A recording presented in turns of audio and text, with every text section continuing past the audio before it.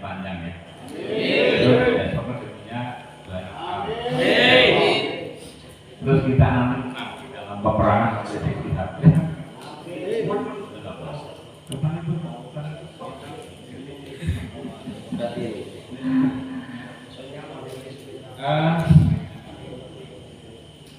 Sebelum kita ngomong lebih lanjut, mungkin saya dan rumah. Saya tidak punya literatur natural, juga tidak punya literatur metafisika, tapi barangkali orang ditunjuk yang ngomong spiritual sedikit lah ya nanti ya. Dalam perspektif yang lain barangkali. Itu nanti kalau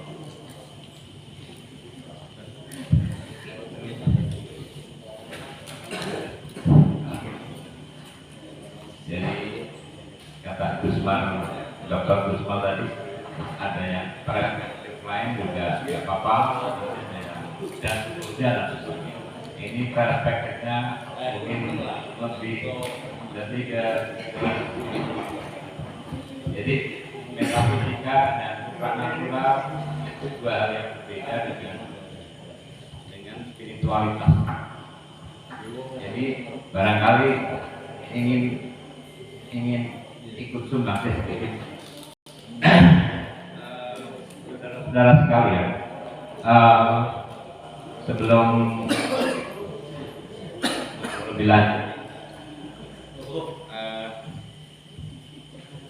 sihir juga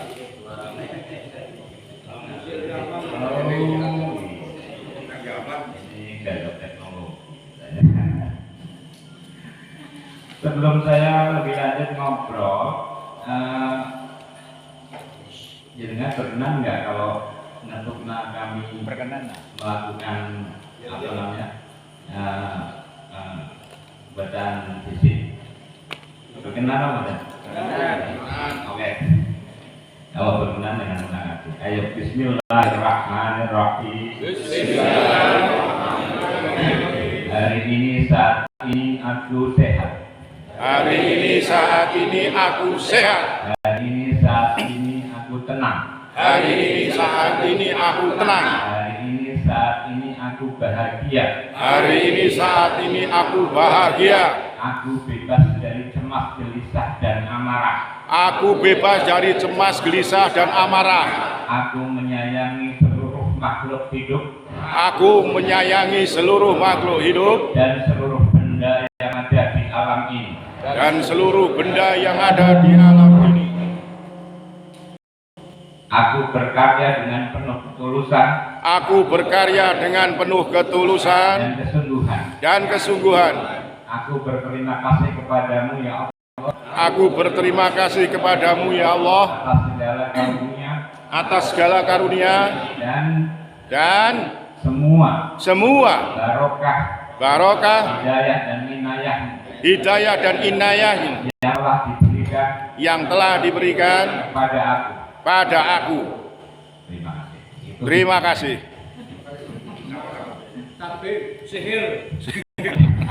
Saudara-saudara sekalian, Saudara-saudara, Tanah Padang dari DLS Kabupaten Banyumas yang terhormat, tercinta, dan saya banggakan, di Nusantara ini kita pernah menjadi sebuah pusat peradaban dunia sekitar 3 kali. Ya, kita pernah menjadi pusat peradaban dunia itu di bangsa Nusantara itu 3 kali, setidak-tidaknya. Yang pertama itu abad 0, ya. Ini kata buku Negara Kertagama itu tahun 0 itu leluhur kita sudah bisa menciptakan dan bisa membuat kapal-kapal yang sangat besar-besar. Jadi kapalnya itu berukuran panjangnya bisa sampai 60 sampai 80 meter, jadi gede banget, tidak kalah sama orang-orang sekarang. Dan kemampuan leluhur-leluhur kita pada waktu itu memang biasa mengarungi antar benua pakai kapal bikinan para leluhur kita. Makanya apabila kita itu sekarang mendengar lewat media sosial bahwa ternyata di kepulauan Madagaskar ada genetik daripada kita, itu kita tidak dulu. Jadi ternyata nenek moyang leluhur kita itu luar biasa, yaitu di tahun 0 Masehi ya, kira-kira. Jadi ada abad 4 itu sudah ditemukan banyak sekali perahu-perahu yang ada buatan dari leluhur kita itu ternyata sangat tidak kalah sama bikinan perahu-perahu atau kapal-kapal di zaman sekarang. Kayu-kayunya kayu jati biasanya ya, dan kayu jati itu adanya di Indonesia, di Jawa, Sumatera, Kalimantan. Di luar pulau ini nggak ada. Yang ditemukan kapal-kapal yang ada di Madagaskar itu juga kayunya jati.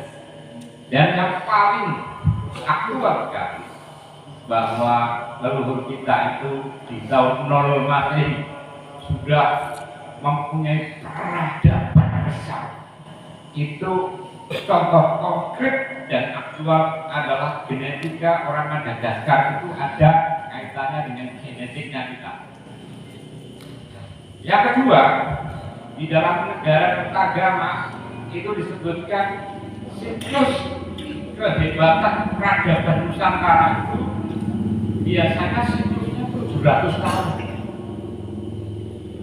Kemudian di abad ke-7 kita itu juga menyaksikan di dalam manuskrip yang aktual, yang tidak palsu manuskripnya, itu ada kerajaan Sriwijaya. Kerajaan Sriwijaya itu di Palembang. Itu Jawa, Malaya, Sumatera, dan daerah-daerah Kamboja, Vietnam itu masuk di kerajaan Sriwijaya. Itu ke abad ke-7. Kemudian yang ketiga, kehebatan bangsa dan peradaban Nusantara leluhur kita itu di abad ke-14. Nah, di abad ke-14 ini kita sudah mulai mengenali di buku-buku sejarah itu sudah kita kenal semua ya. Apa? Majapahit ya. Itu Majapahit itu peradabannya lebih besar daripada Sriwijaya. Itu ya hampir seluruh ASEAN ya. Seluruh ASEAN abad ke-14. Yakni di samping bahasa Nusantara yang NKRI sekarang kita Filipina bagian selatan, terus kemudian Malaysia, Brunei, Kamboja, Laos, Myanmar ya, bahkan ya masuk kita itu, terus kemudian apalagi ini Malaysia ya, itu Singapura ya, itu masuk kita semua di kerajaan Majapahit. Itu kehebatan dari bangsa Nusantara pada waktu lampau. Dan terus kemudian pada malam hari ini, pada malam hari ini judulnya Kebangkitan Nusantara ya. Dan terus kemudian setelah abad 14, kalau menurut siklus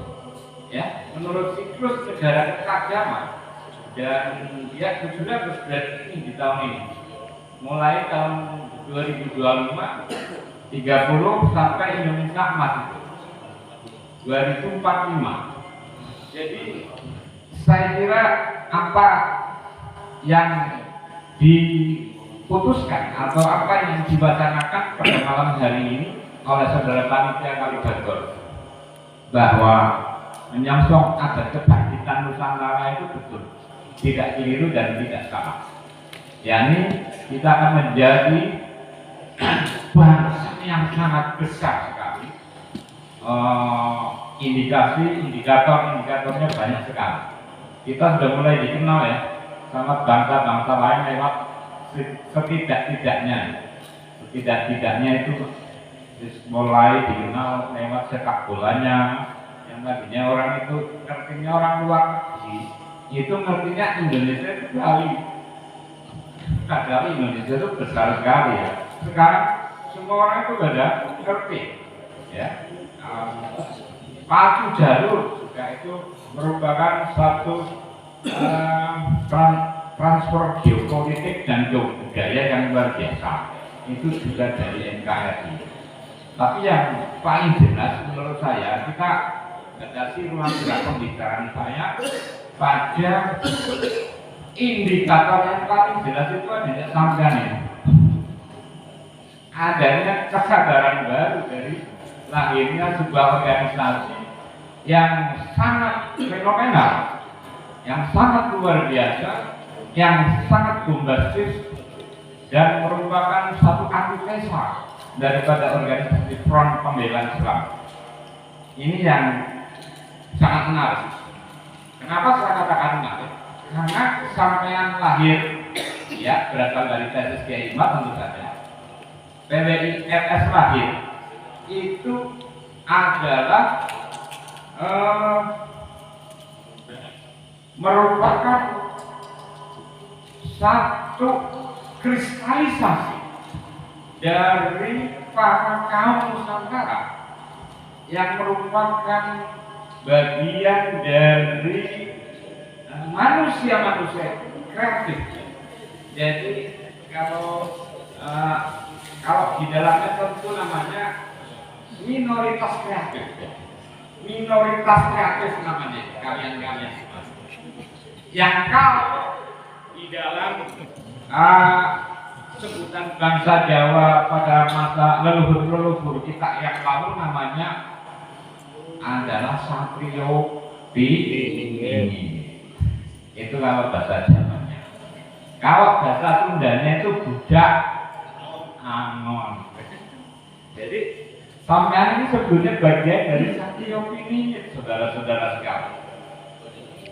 Satrio Bini. Ini dari perspektif lain. Dan ciri-ciri kelahiran daripada jenengan semua PWI RS di Negara Kesatuan Republik Indonesia adalah panjenengan itu semua hampir senang sekali terhadap apa yang dikatakannya sebagai masuk ke dalam diri atau mencari jati diri atau masuk ke wilayah batin diri, bukan keluar diri ya. Jadi saya berbicara yang di dalam diri, bukan yang di luar diri. Ini spiritualitas ini. Jadi banyak sekali kalangan-kalangan minoritas kreatif ya. Saya tentu saja akan mengatakan ini adalah merupakan bagian terbesar dari PWI RS ya. Yang mulai senang mencari Gusti Allah. Mencari Gusti Allah nggak keluar sana. Kalau ke sana itu hanya penghantar. Kalau kita ke tempat-tempat suci atau makom-makom tempat suci itu kan hanya penghantar atau dipilih-pilihkan. Itu banyak sekali. Itu banyak sekali. Terutama dari teman-teman PWI saya melihat itu, yaitu mulai mencari jati diri, mencari guru sejati, merasakan kehadiran Allah di dalam diri. Dia mulai belajar.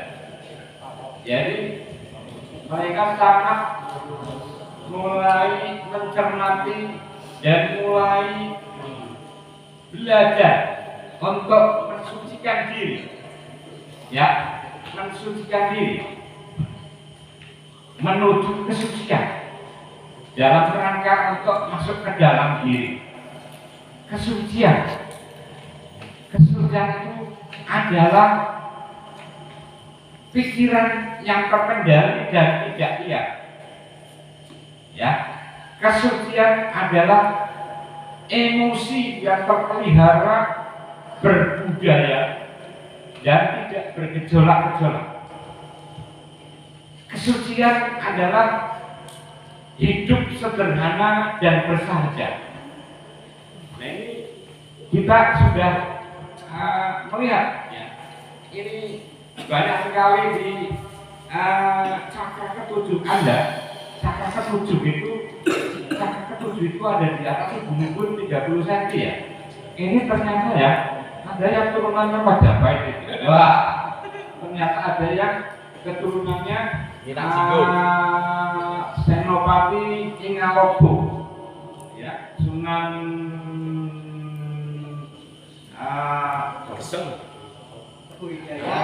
Sultan Agung.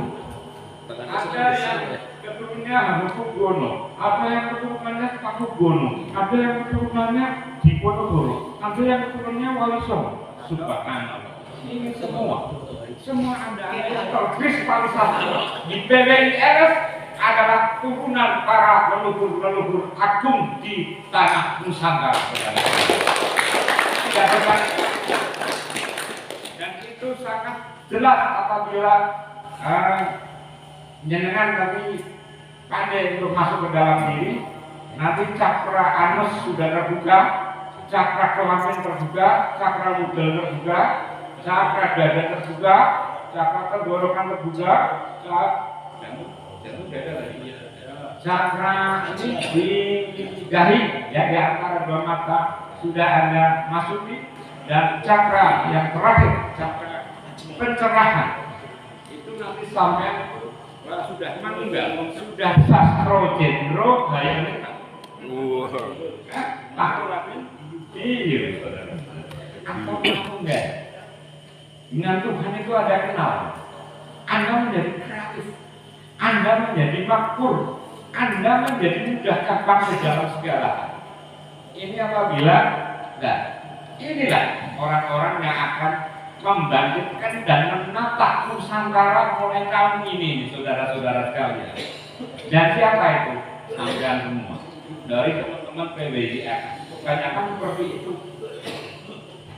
Saudara-saudara sekalian, tentu saja untuk masuk ke wilayah-wilayah itu, marilah kita memulai belajar berbicara untuk.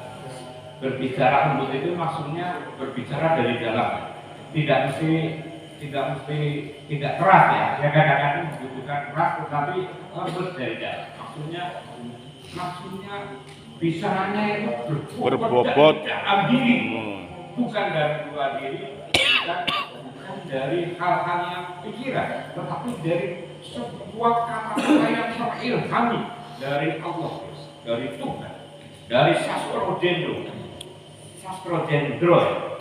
Nah ini karena manusia, karena penyatuan ya dengan Sang Maha Pencipta. Jadi saya kira kalau PWIRS ini wajib masuk ke dunia spiritualitas. Ya, bukan berarti dunia supranatural dan dunia metafisika, tidak, itu bisa mengantarkan masuk ke dunia spiritualitas dalam. Latihanlah berbicara untuk sisihkan sedikit waktu setiap hari bercakap dengan diri sendiri. Man yarafa nafsahu faqad yarafa rabbahu. Minum ya. Jadi siapa yang mengenali diri, mengenali Tuhan. Bicaralah dengan diri sendiri sesering mungkin. Bersahabatlah dengan diri sendiri. Gak sering ngomong karo awake dhewe. Tetapi di dalam hatinya tentu saja ya 10 menit setiap hari. Nanti sampainya atau kita, maksud saya juga harus ngomong yang baik. Itu senang ya. Bersahabat dengan diri sendiri.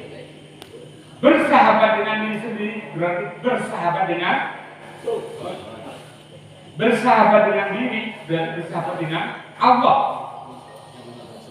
Sekali lagi man ya'rifa nafsahu ya'rifa rabbahu. Yang mengenal diri akan mengenal Tuhan. Kemudian yang ketiga, mulailah mari kita belajar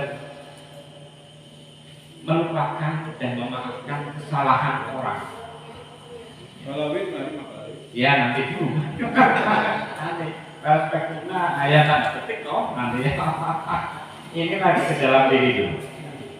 Terus kemudian janganlah yang menjahati kita. Kemudian terimalah segala hal yang baik entah dari mana saja datangnya, walaupun dari orang anak kecil yang amat membelah. Terus kemudian kita juga harus melatih diri untuk masuk dunia peradaban yang lagi kita tunggu. Kita harus melatih diri dengan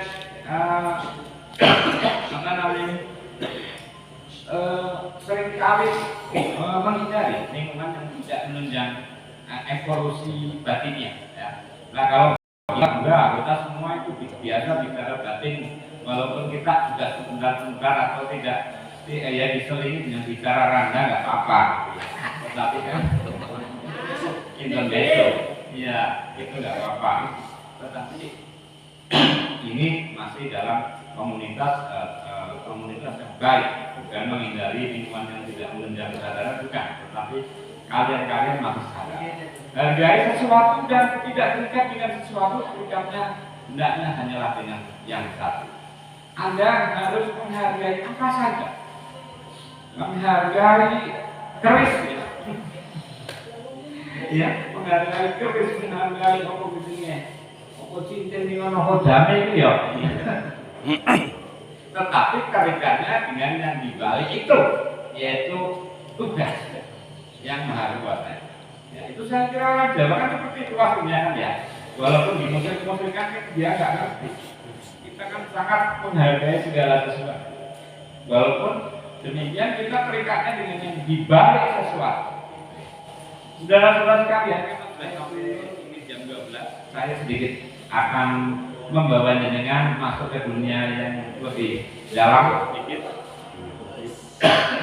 Dunia yang akan kita tuju karena kita itu nanti diharapkan dan oleh alam semesta sekali kita sangat diharapkan oleh alam semesta sebagai titah Allah, sebagai takdir Tuhan.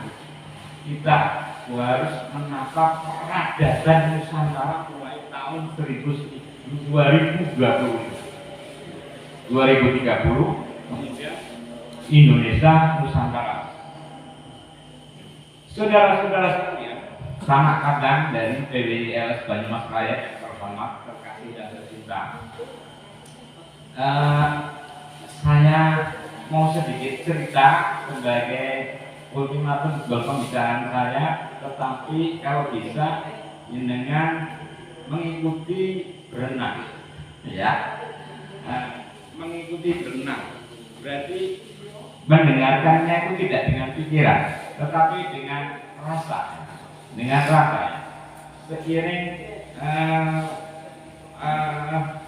seiring detakan otak, denyutan jantung dan getaran sel juga ke seluruh darah yang mengalir di sekujur tubuh kita, itu ceritanya dimasukkan ke situ ya, saudara-saudara sekalian. Ini mungkin narasi terakhir saya yang sudah saudara-saudara sekalian. Ini saya akan mengajak Anda masuk sakra-sakra atau lapisan-lapisan kesadaran dalam yang ada di dalam diri. Dalam rangka kita itu berkewajiban membuat sebagai sebuah takdir kita peradaban baru Nusantara yang menjadi pusat daripada pusat peradaban dunia. Mungkin ini penting sekali. Yakni mulai saya akan bercerita mengenai sekelompok guru. Sahabat-sahabat sekalian, ada sekelompok burung yang ingin menemui sang raja. Jadi sekelompok burung ingin menemui sang raja. Mereka pernah mendengar bahwa raja itu ada, raja burung itu ada. Ya, melihat kepuasan matahari, melihat kepuasan harimau dan penguasa-penguasa hutan yang juga puas-puas, maka burung-burung itu semakin nekat untuk membentuk persekutuan sendiri, nekat membentuk kelompok sendiri. Dan salah satu burung dari mereka namanya burung picak itu pernah mengatakan kepada sahabat dan teman-teman burung-burung yang lain bahwa dia pernah ketemu sama sang raja dan menawarkan untuk memandu apabila berkenan ingin bertandang atau ingin disewakan ke istana sang raja. Namun untuk datang ke sana, untuk disewakan ke sana, untuk mendatangi istana sang raja, kita harus terbang jauh dan tinggi, kata burung picak ini, sambil menerangkan dan menguraikan hambatan apa saja, sambil menguraikan kendala-kendala apa saja yang akan ditemui di perjalanan. Engkau semua, kata burung picak pada sahabat dan teman-temannya ini, akan menemui di dalam perjalanan melalui 5 lembah dan 2 gurun Sahara. Tetapi begitu menerangkan akan harus melalui perjalanannya sangat berat, maka burung-burung ini pada kemudian loyo dan ngelokro. Aduh, si picak merasa bersalah. Akhirnya saya tadi tidak usah ngomong seperti ini dan seperti itu ya. Saya biarkan terbang dulu, kemudian baru mikir di atasnya. Tetapi saudara-saudara sekalian, dasar burung picak ini adalah seorang filsuf dan burung picak ini pintar sehingga dia mampu memompas semangat kembali. Burung-burung, wahai saudara-saudaraku, kenikmatan yang kamu peroleh di hutan ini tidak seberapa. Menemukan istana raja berarti mewarisi istana itu, kata si picak kepada teman-temannya. Burung-burung yang pada loyo kemudian pada semangat lagi. Kemudian ribuan burung kemudian mengiyakan, akhirnya mulailah perjalanan yang cukup melelahkan dan cukup berat.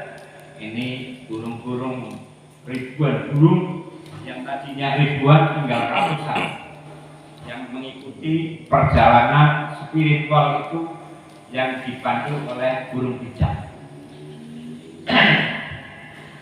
Ya, perjalanan mulai Wolomis kuntul baris, rakyat atas mana para burung. Dari sekian ratus burung mulai terbang bermakna Bismillahirrahmanirrahim. Kemudian mereka mulai terbang tinggi dan melewati satu etape, yaitu etape yang pertama namanya adalah lembah pencarian, ya, lembah pencarian. Ketekunan mereka keteguhan hati mereka, ketulusan niat mereka sangat dibutuhkan sekali di dalam mengarungi etapa pertama, yaitu di atas lembah pencarian. Ngomong ya, sebagian ada yang berhasil melanjutkan perjalanan, kemudian sebagian lagi ada yang mengurungkan niatnya, kemudian kembali ke hutan. Yang meneruskan perjalanan masuk ke etapa kedua, yaitu lembah cinta.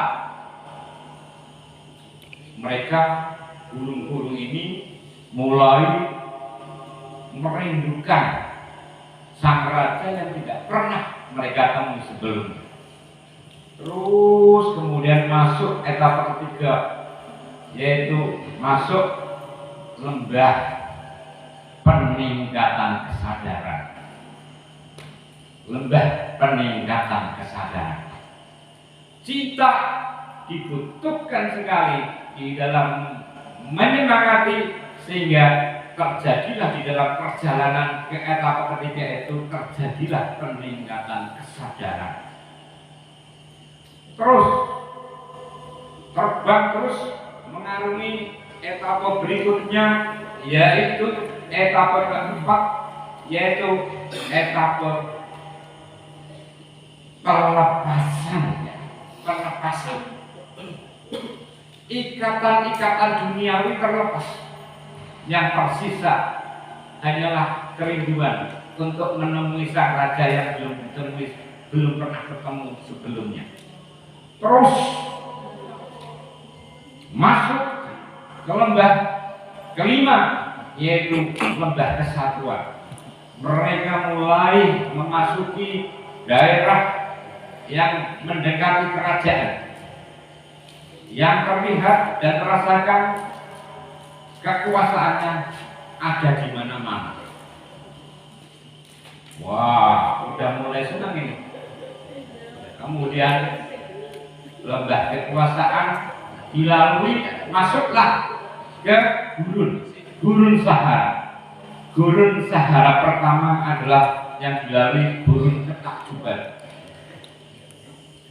Jadi di dalam gurun ketakjuban ini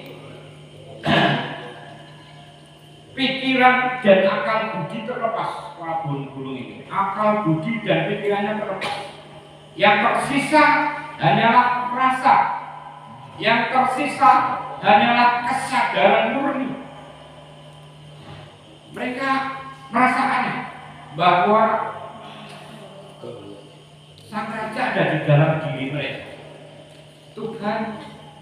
Sang raja ini ada di dalam badan mereka. Aneh ya, para burung-burung yang sudah nyampe etapa ke-6 itu mereka merasa takjub.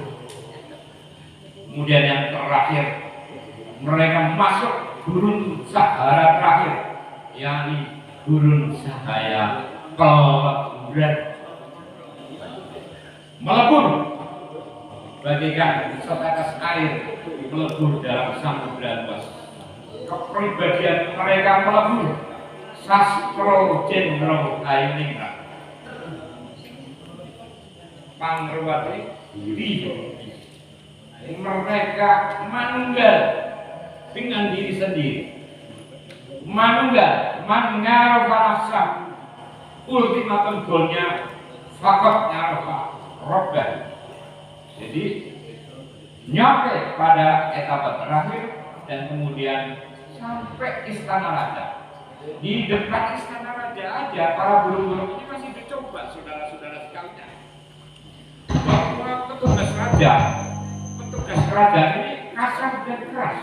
Artinya juga beberapa orang itu ada yang merasa marah, mulai marah, tapi si bijak mengatakan jangan marah. Itu petugas raja, kekasih kita, memarahi dia berarti memarahi sang raja. Sabar dong, sebentar udah nyampe kerajaan. Akhirnya dia setel lagi murid-muridnya yang dipandu, kemudian diantarlah akhirnya diperbolehkan masuk kerajaan atau diperbolehkan masuk istana. dan dituntut masuk akhirnya ke pribadi ruang sang raja. Masuk pribadi ruang sang raja semua, burung-burung itu. Apa, saudara-saudara sekalian, apa yang terjadi di ruang pribadi raja itu? Ternyata yang dilihat itu adalah cermin raksasa. Yang terlihat hanyalah cermin raksasa. Dan para burung-burung itu melihat diri mereka sendiri.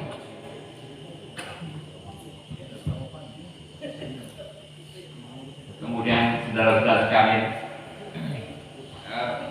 dari sekian perjalanan ada yang berhasil, ada yang pulang lagi kembali ke dalam hutan, ada yang terdampar di salah satu lembah, dan ada yang tewas di dalam perjalanan.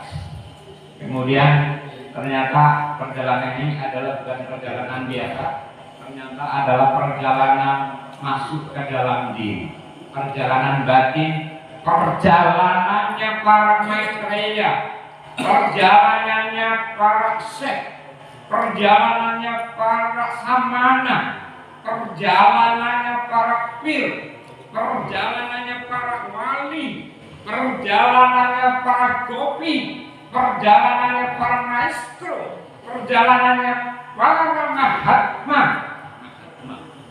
perjalanannya para orang-orang yang kita cintai.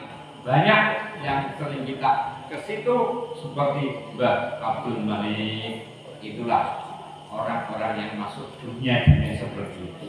Mbah Syekh Abdul Wali, Mbah Nur Hakim, Mbah Soraja, Mbah Ilyas, termasuk abahnya Gus Hasan, terus Mbah Muni, Mbah Nun, Mbah Noman, Mbah Teka, dan mbah yang bisa tidak saya sebut satu persatu. Mereka semua berjuang masuk ke dalam diri, dan mereka berjuang mati-matian untuk ketemu dengan Sastro Jendro Hayu Ningrat yang mereka ditiru oleh PWILS Kabupaten Banyumas dan di seluruh Indonesia, saudara-saudara. Anda ini adalah bagian penting yang akan menata peradaban Nusantara di 2025 sampai 2004. Saya yakin, dan panitia Kalibakor tepat memberikan tema kebangkitan Nusantara,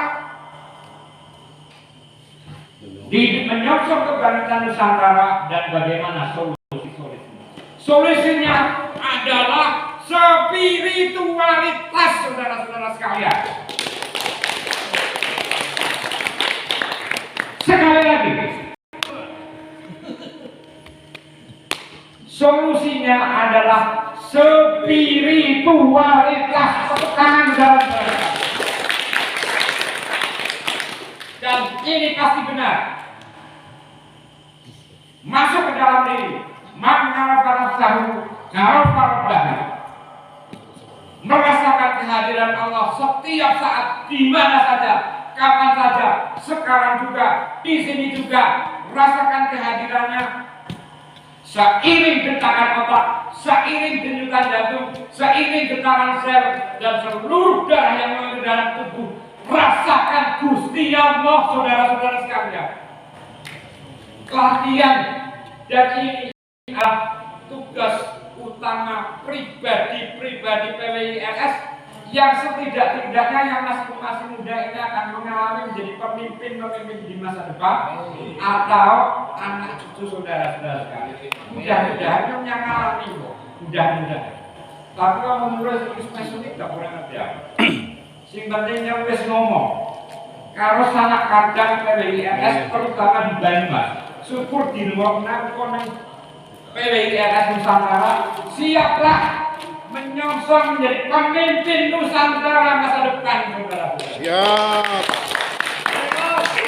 Pemimpin ingin masa depan bukan FPI, itu sebentar lagi selesai FPI. Tamat itu saudara-saudara sekalian. Habis. Percaya saja sama kita. Itu tinggal waktunya saja. Nanti kalau negara sudah turun habis. Semua, baik kelompok ekstrem kanan maupun ekstrem kiri, semua tidak bisa hidup di negara jalan tengah Pancasila, saudara. Saya kira walaupun saya pengen mungkin banyak, tetapi ini spiritualitas sejenak yang tidak bisa saya melanjutkan lebih karena sudah malam. Mudah-mudahan barokah, mudah-mudahan bermanfaat, mudah-mudahan kita menjadi manusia-manusia yang akan menuntun peradaban Indonesia dan Nusantara. Jangan khawatir, kalian di pundak kalian, bukan di pundak yang lain, bukan di pundak pengkhianat-pengkhianat yang tidak mau membela apabila Nusantara itu dicaci maki, dihina dan akan dikuasai oleh pihak lain. Kalian yang membela. Yang lain selama ini belum kelihatan, belum muncul. Assalamualaikum warahmatullahi wabarakatuh.